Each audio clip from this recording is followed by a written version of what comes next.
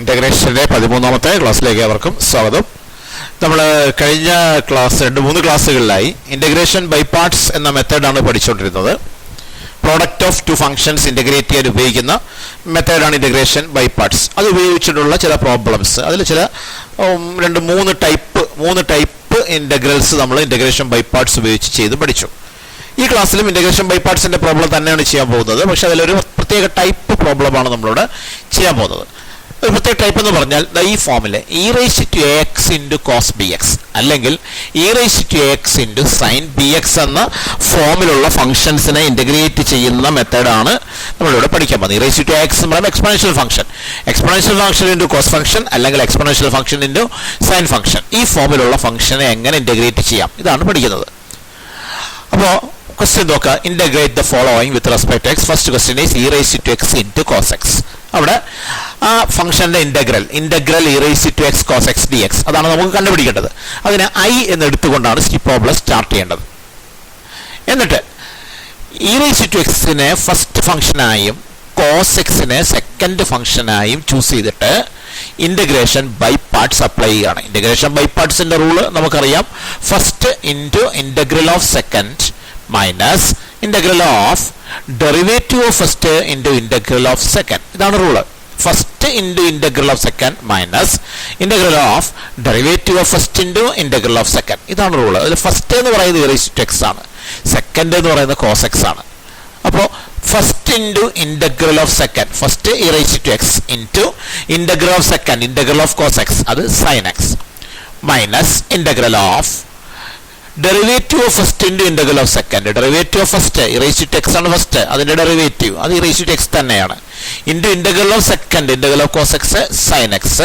Integral എഴുതിയാൽ dx എഴുതാൻ മറന്നു പോകരുത്, കാരണം ഇന്റഗ്രേഷൻ വിത്ത് റെസ്പെക്ട് എക്സ് എന്നാണത് സൂചിപ്പിക്കുന്നത്. ഇപ്പൊ നോക്കുക, ആദ്യത്തെ ടേം e⁻x sin x അവിടെ ഇനി ഒന്നും ചെയ്യാനില്ല, അത് അതുപോലെ അങ്ങ് എഴുതാം. മൈനസ് അടുത്തത് integral e⁻x sin x dx, വീണ്ടും ഇന്റഗ്രേഷൻ ഉണ്ട്. e⁻x into sin x exponential function into sin x integrate ചെയ്യണം. നമ്മൾ വീണ്ടും ഇന്റഗ്രേഷൻ ബൈ പാർട്സ് ഉപയോഗിക്കണം. അവിടെ e⁻x ഫസ്റ്റും sin x സെക്കൻഡുമായി സെലക്ട് ചെയ്തുകൊണ്ടാണ് ഇന്റഗ്രേഷൻ ബൈ പാർട്സ് അപ്ലൈ ചെയ്യുന്നത്. അപ്പോൾ നമുക്ക് അത് ചെയ്യാനായിട്ട് അപ്പോൾ ആദ്യത്തെ ടൈം e⁻x sin x അതുപോലെ എഴുതി. മൈനസ് കഴിഞ്ഞ് ബ്രാക്കറ്റ് ഇട്ടത് നമ്മൾ ഇനി ഇതിന്റെ ഇന്റഗ്രലാണ് എഴുതാൻ പോകുന്നത്. ആ ഇന്റഗ്രലിന്റെ മൊത്തം ടേമിനും ഈ മൈനസ് സൈൻ ബാധകമായതുകൊണ്ടാണ് മൈനസ് കഴിഞ്ഞ് ബ്രാക്കറ്റ് ഇട്ടത്. മൈനസ് ഓഫ്, വീണ്ടും ആ റൂൾ ഉപയോഗിക്കാം. First into integral of second, first is e⁻x into integral of second integral of sin x, sin x ന്റെ ഇന്റഗ്രൽ മൈനസ് cos x ആണ്, minus integral of derivative of first into integral of second എന്നാണ്. Derivative of first എന്ന് പറയുമ്പോൾ e⁻x ന്റെ derivative അത് e⁻x തന്നെയാണ്, into integral of second that means integral of sin x അത് minus cos x ആണ് dx. അപ്പോൾ രണ്ടാമത്തെ പ്രാവശ്യം ഇന്റഗ്രേഷൻ ബൈ പാർട്സ് ഉപയോഗിച്ചതാണ്. ഇനി ഒന്ന് നമുക്ക് അതിനൊന്ന് സിംപ്ലിഫൈ ചെയ്യാം. ഇവിടെ ഫസ്റ്റ് ടൈം ആദ്യത്തെ ടൈം e⁻x sin x അതുപോലെ എഴുതി. മൈനസ് ഓഫ് ഇവിടെ e⁻x into minus cos x, അത് മൈനസ് e⁻x cos x ആണ്. മൈനസ് ഈ ഇന്റഗ്രൽ സ്ഥാനത്ത് മൈനസ് കിടപ്പുണ്ട്, ആ മൈനസ് ഇഞ്ച് പുറത്തേക്ക് എടുക്കുന്നു. അപ്പോൾ മൈനസ് പ്ലസ് ആവുന്നു, plus integral e⁻x cos x dx. ഇനി ഈ ബ്രാക്കറ്റ് മാറ്റുകയാണ്. മാറ്റുമ്പോൾ ഈ മൈനസ് അകത്തേക്ക് പോകുമ്പോൾ ഇവിടെ പ്ലസ് ആവും, ഇവിടെ മൈനസ് ആവും. ഫസ്റ്റ് ടൈം അതേപോലെ എഴുതുന്നു. e⁻x sin x plus e⁻x cos x, ഇവിടെ മൈനസ് ആവും, minus integral e⁻x cos x dx. ഒരു കാര്യം ശ്രദ്ധിക്കുക, ഇപ്പൊ നമ്മൾ 2 പ്രാവശ്യം ഇന്റഗ്രേഷൻ ബൈ പാർട്സ് ഉപയോഗിച്ചു. ഇനി ഒന്ന് ശ്രദ്ധിക്കുക, ഇപ്പൊ നമുക്ക് തോന്നും വീണ്ടും നമുക്കൊന്ന് ഇന്റഗ്രേഷൻ ബൈ പാർട്സ് ഉപയോഗിക്കാമല്ലോ എന്ന്. കാരണം integral e⁻x cos x dx ആണ്. അപ്പോൾ ഒരിക്കൽ കൂടി ഇന്റഗ്രേഷൻ ബൈ പാർട്സ് ഉപയോഗിക്കാം എന്നായിരിക്കും നമ്മളിപ്പോൾ ചിന്തിക്കാൻ പോകുന്നത്. പക്ഷെ അവിടെ ഒന്ന് ആലോചിക്കുക, നമ്മൾ ആദ്യം മുതൽ ഒന്നുകൂടെ നോക്കിയേ. ആദ്യം നമ്മൾ integral e⁻x cos x dx എന്ന് പറഞ്ഞാൽ തുടങ്ങിയത്. ആദ്യത്തെ തവണ ഇന്റഗ്രേഷൻ ബൈ പാർട്സ് ഉപയോഗിച്ചപ്പോൾ integral e⁻x sin x dx ആയി, അതായത് കോസ് മാറി സൈൻ ആയി. കാരണം ഈ റൂളിനകത്ത് first into integral of second minus integral of derivative of first into integral of second എന്താ, സെക്കൻഡിന്റെ ഇന്റഗ്രലാണ് വരുന്നത്. അപ്പോൾ കോസിന്റെ ഇന്റഗ്രൽ സൈൻ അങ്ങനെ മാറി. അപ്പോൾ നമ്മൾ ഒന്നുകൂടി ഇന്റഗ്രേഷൻ ബൈ പാർട്സ് ഉപയോഗിച്ച് ഈ integral e⁻x sin x dx കാണാൻ വേണ്ടി ഒരിക്കൽ കൂടി ഇന്റഗ്രേഷൻ ബൈ പാർട്സ് ഉപയോഗിച്ചു. ഇവിടെ ഉപയോഗിക്കുമ്പോൾ വീണ്ടും ഇന്റഗ്രൽ ഓഫ് സെക്കൻഡ് വരുമ്പോൾ sin x integral minus cos ചെയ്തു വന്നപ്പോൾ ഇങ്ങനെ മാറി. അവിടെ കാണാൻ കഴിയുന്നത് ആദ്യം സൈൻ ആയിരുന്നു കോസായി, ആദ്യം കോസ് ആയിരുന്നു, അത് സൈനായി, വീണ്ടും ഒന്നുകൂടെ അപ്ലൈ ചെയ്തപ്പോൾ കോസായി. ഇനി നമ്മൾ വീണ്ടും ഇന്റഗ്രേഷൻ ബൈ പാർട്സ് ഉപയോഗിച്ചാൽ സംഭവിക്കാൻ പോകുന്നത് ഇവിടെ കോസ് മാറി സൈൻ ആവും, വീണ്ടും ഉപയോഗിക്കുമ്പോൾ സൈൻ മാറി കോസ് ആവും. ഇങ്ങനെ മാറിക്കൊണ്ടിരിക്കും. കാരണം കോസിന്റെ ഇന്റഗ്രൽ സൈനും സൈനിന്റെ ഇന്റഗ്രൽ മൈനസ് കോസുമാ, അത് തന്നെ മാറി മാറി വന്നുകൊണ്ടിരിക്കും. അപ്പൊ ഈ പ്രോസസ്സ് ഒരിക്കലും അവസാനിപ്പിക്കാൻ കഴിയില്ല, തുടർച്ചയായിട്ട് അത് തന്നെ വന്നുകൊണ്ടേയിരിക്കും. പിന്നെന്താ ചെയ്യുക? അവിടെ ഒന്ന് ചിന്തിക്കേണ്ടത്, നമ്മളിപ്പോൾ 2 തവണയാണല്ലോ ഇന്റഗ്രേഷൻ ബൈ പാർട്സ് ഉപയോഗിച്ച് കഴിഞ്ഞപ്പോൾ ഇപ്പൊ സംഭവിച്ചൊരു കാര്യമുണ്ട്. നമ്മൾ എവിടെയാ തുടങ്ങി നോക്കിയേ? തുടങ്ങിയത് എവിടെയാ നോക്കിയോ? തുടങ്ങിയത് integral e raise to x cos x dx, അതിനെ i എന്ന് എടുത്തുകൊണ്ടാണ് നമ്മൾ പ്രോബ്ലം സ്റ്റാർട്ട് ചെയ്തത്. ഇപ്പോൾ integral e raise to x cos x dx-നാണ് i എടുത്തത്. നമ്മളിപ്പോൾ 2 പ്രാവശ്യം ഇന്റഗ്രേഷൻ ബൈ പാർട്സ് ഉപയോഗിച്ചപ്പോൾ ഈ സ്റ്റെപ്പിലെത്തി നിൽക്കുക. അതായത് ഈ കാണുന്ന ഈ minus integral e raise to x cos x dx എന്ന് പറയുന്നത് നമ്മൾ തുടങ്ങിയ അതേ ഇന്റഗ്രൽ തന്നെയാണ്, അല്ലെങ്കിൽ i തന്നെയാണ്. അപ്പോൾ ചെയ്യുന്നത്, ഈ പ്രോബ്ലത്തിൽ നമ്മൾ ചെയ്യുന്നത് എന്തെന്ന് പറഞ്ഞാൽ, വീണ്ടും നമ്മൾ ഇന്റഗ്രേഷൻ ബൈ പാർട്സ് ഉപയോഗിക്കത്തില്ല. ഇവിടെ വെച്ച് നമ്മൾ സ്റ്റോപ്പ് ചെയ്തു. 2 പ്രാവശ്യം അപ്ലൈ ചെയ്തപ്പോൾ ആദ്യം ഉണ്ടായിരുന്ന അതേ ഇന്റഗ്രൽ തന്നെ ആവർത്തിച്ച് വന്നിരിക്കുന്നു. അവിടെ വെച്ച് സ്റ്റോപ്പ് ചെയ്യുക. നമുക്ക് ഇതിനെ i എന്ന് സബ്സ്റ്റിറ്റ്യൂട്ട് ചെയ്യുക. അപ്പോൾ എന്താവും? e raise to x sin x plus e raise to x cos x minus i എന്നാവും. അപ്പൊ തുടക്കം എവിടെയാന്ന് ഓർമ്മ? ലെഫ്റ്റ് സൈഡ് എവിടെയായിരുന്നു? ഐയില തുടങ്ങിയത്.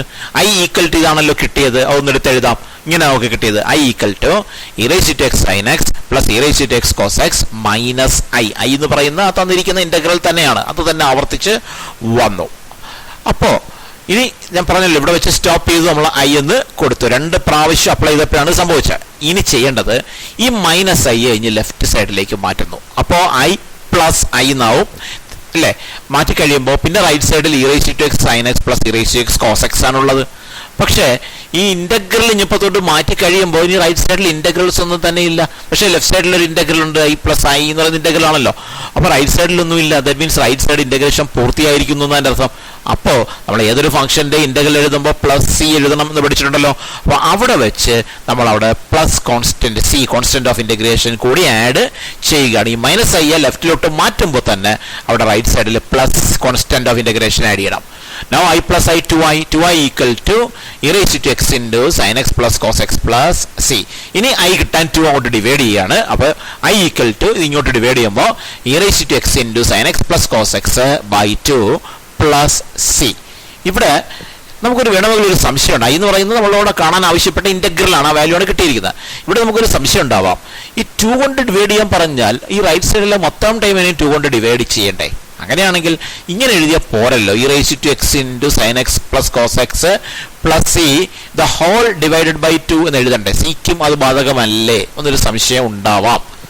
ഇപ്പോൾ നമ്മൾ ഹോൾ ഡിവൈഡഡ് ബൈ 2 എന്ന് എഴുതിയാൽ അതിൻ്റെ അർത്ഥം ഇതിനെയും 2 ഡിവൈഡ് ചെയ്യുന്നു, സിയെയും 2 ഡിവൈഡ് ചെയ്യുന്നത് c by 2 എന്നാവുന്നു എന്നാണ്. അങ്ങനെ ആവണ്ടേ എന്നൊരു സംശയം നിങ്ങൾക്ക് ഉണ്ടാവാം. അവിടെ ഓർക്കേണ്ട കാര്യം, c എന്ന് പറയുന്നത് കോൺസ്റ്റന്റ് ഓഫ് ഇന്റഗ്രേഷനാണ്. അതിനൊരു ഫിക്സ്ഡ് വാല്യൂ ഇല്ല. It can have any value. അതുകൊണ്ടാണ് അതിന് ആർബിട്രറി കോൺസ്റ്റന്റ് എന്ന് നമ്മൾ വിളിക്കുന്നത്.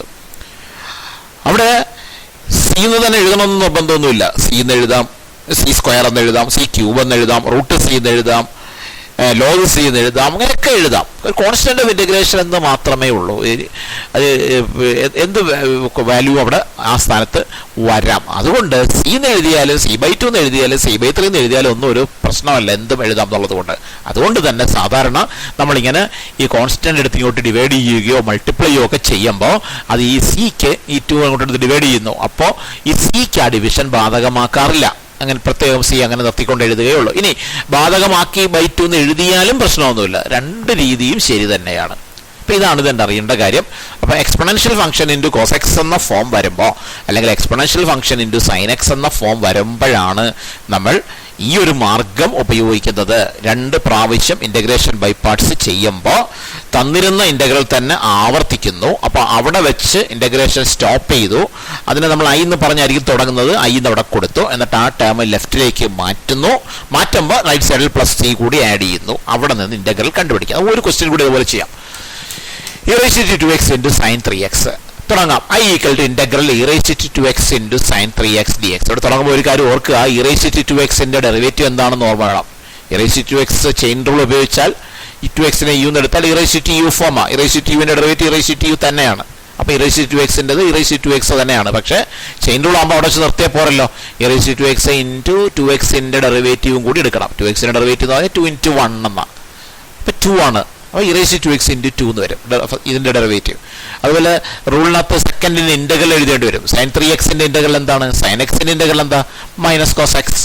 അപ്പോൾ sin 3xൻ്റെ ഇൻ്റഗ്രലോ മൈനസ് കോസ് 3x ബൈ ആ എക്സിൻ്റെ കോയിഫിഷ്യൻ്റ് ബൈ 3. ഇതാണ് അതിൻ്റെ രീതി. അപ്പോൾ നമുക്ക് തുടങ്ങാം. Integral e raise to x sin 3x dx. Rule first into integral of second minus integral of derivative of first into integral of second. First into that is raised to 2x into integral of second, that means integral of sin 3x. Sin 3x into integral minus cos 3x by 3 minus integral of derivative of first into integral of second. Derivative of first എന്ന് പറയുമ്പോൾ raised to 2x derivative നേരത്തെ പറഞ്ഞല്ലോ, raised to 2x into 2 into integral of second sin 3x into integral minus cos 3x by 3. അപ്പോൾ ഒരു പ്രാവശ്യം integration by parts ഉപയോഗിച്ചു. നമുക്ക് ഇതിനൊന്ന് സിംപ്ലിഫൈ ചെയ്യാം. ഇവിടെ മൾട്ടിപ്ലൈ ആകുമ്പോൾ ഇറേസ് ടു എക്സിൻ്റെ മൈനസ് കോസ് 3x ആകുമ്പോൾ minus e raise to x cos 3x by 3 എന്ന് വരും. ഇൻ്റഗ്രൽ സൈനകത്ത് കോൺസ്റ്റന്റ് ഇൻറ്റു ഫംഗ്ഷൻ ഉണ്ടെങ്കിൽ കോൺസ്റ്റന്റ് പുറത്തേക്ക് എടുക്കാം. 2/3 ഇൻറ്റു ഈ മൈനസ് ചെയ്യുമ്പോൾ മൈനസ് 2/3 ആണ്. അത് ഇനി പുറത്തെടുക്കുന്നു. വെളിയിൽ മൈനസ് ആണ്, അപ്പോൾ പ്ലസ് ആവും. പ്ലസ് 2/3 ഇൻറ്റു ഇൻ്റഗ്രൽ ഈ 2/3 മൈനസ് 2/3 പുറത്ത് വന്നാൽ പിന്നെ എന്താ ഉള്ളത്? E raise to x integral e raise to x cos 3x dx. ഒരിക്കൽ കൂടി നമ്മൾ ഇൻ്റഗ്രേഷൻ ബൈ പാർട്സ് അപ്ലൈ ചെയ്യുക. അതിന് ആദ്യത്തെ ടൈം യാതൊരു ചേഞ്ചും ഇല്ല, അതുപോലെ എഴുതി. Minus e raise to x cos 3x by 3 അതുപോലെ എഴുതി. പ്ലസ് 2/3 ഇൻറ്റു ഇനി ഇതിൻ്റെ ഇൻ്റഗ്രൽ ആണ് എഴുതാൻ പോകുന്നത്. ഇതിൻ്റെ e raise to x into cos 3xൻ്റെ ഇൻ്റഗ്രൽ. വീണ്ടും നമ്മൾ ഇൻ്റഗ്രേഷൻ ബൈ പാർട്സ് ഉപയോഗിക്കുകയാണ്. ഇറേസ് ടു എക്സ് ഫസ്റ്റും കോസ് 3x സെക്കൻഡും നോക്കാം. First 2/3 into first into integral of second. First is e raised to x into integral of second integral of cos 3x. Integral of cos x is sin x. Integral of cos 3x is sin 3x by 3. അപ്പോൾ first into integral of second. That means e raised to x into sin 3x by 3 minus integral of derivative of first into integral of second. Derivative of first e raised to x into derivative. അത് e raised to x into 2. into integral of second cos 3x into integral sin 3x by 3 dx. Integral എഴുതിയാൽ എപ്പോഴും dx മറന്നു പോകാൻ പാടില്ല. ഇപ്പോൾ രണ്ടാമത്തെ പ്രാവശ്യവും integration by parts ഉപയോഗിച്ച് കഴിഞ്ഞു. അതിനൊന്ന് സിംപ്ലിഫൈ ചെയ്യാം. സിംപ്ലിഫൈ ചെയ്യാൻ ഫസ്റ്റ് ടൈം മാറ്റമൊന്നുമില്ല, അതുപോലെ എഴുതി. 2/3 അതുപോലെ എഴുതി. ഇവിടെ e raise to x sin 3x by 3 എന്ന് വരും. മൈനസ് ഈ ഇൻ്റഗ്രലിനകത്ത് കോൺസ്റ്റന്റ് ഇൻറ്റു ഫംഗ്ഷൻ കോൺസ്റ്റന്റ് പുറത്തെടുക്കാം. ഈ 2/3 പുറത്തെടുക്കുന്നു. Minus 2/3 into integral e raise to x sin 3x dx എന്നാവുന്നു. ഇതകത്തേക്ക് മൾട്ടിപ്ലൈ ചെയ്യാം. ഫസ്റ്റ് ടൈം അതുപോലെ എഴുതി. ഇത് ഉള്ളിലേക്ക് മൾട്ടിപ്ലൈ ചെയ്യുമ്പോൾ 3 × 3 9 ആവും. 2/9 into e raise to x sin 3x എന്നാവും. ഇവിടെ മൾട്ടിപ്ലൈ ചെയ്യുമ്പോൾ 2 × 2 4 3 × 3 9 ആണ്. അപ്പോൾ minus 4/9 into integral e raise to x sin 3x dx എന്നാവും. ഇപ്പോൾ സംഭവിച്ചത് കഴിഞ്ഞ പ്രോബ്ലത്തിൽ സംഭവിച്ച അതേ കാര്യം തന്നെയാണ്. നമ്മൾക്ക് കാൽക്കുലേറ്റ് ചെയ്യാൻ തന്നിരിക്കുന്ന ഇൻ്റഗ്രൽ അത് ഏതായിരുന്നു? Integral e raised to x sin 3x dx ആണ് നമ്മളോട് കാൽക്കുലേറ്റ് ചെയ്യാൻ ആവശ്യപ്പെട്ടത്. അത് തന്നെ വീണ്ടും കിട്ടിയിരിക്കുക. നമ്മൾ അതിനെ ഐ എന്നാണല്ലോ എടുത്തത്. അപ്പോൾ ഇതിനെ നമുക്ക് ഐ എന്ന് കൊടുക്കാം അല്ലേ? ആ തന്നിരുന്ന ഇൻ്റഗ്രൽ തന്നെ ആവർത്തിച്ച് വന്നിരിക്കുന്നു. 2 പ്രാവശ്യം ഇൻ്റഗ്രേഷൻ ബൈ പാർട്സ് അപ്ലൈ ചെയ്തപ്പോൾ തന്നിരിക്കുന്ന ഇൻ്റഗ്രൽ തന്നെ ആവർത്തിച്ച് വന്നിരിക്കുന്നു. അപ്പോൾ ഇനി ചെയ്യേണ്ട, ഇനി ഇൻ്റഗ്രേഷൻ ബൈ പാർട്സ് ചെയ്യരുത്. കാരണം ഇനി ചെയ്താൽ ഇത് ഈ സൈനും കോസും ഇങ്ങനെ മാറി മാറി വന്നുകൊണ്ടേയിരിക്കും. അതുകൊണ്ട് ഇനി ചെയ്യരുത്, അവിടെ വെച്ച് നിർത്തുക, അതിന് ഐ എന്ന് കൊടുക്കുക. അപ്പോൾ എന്താവും? minus e raised to x cos 3x by 3 plus 2/9 into e raised to x sin 3x minus 4/9 into I.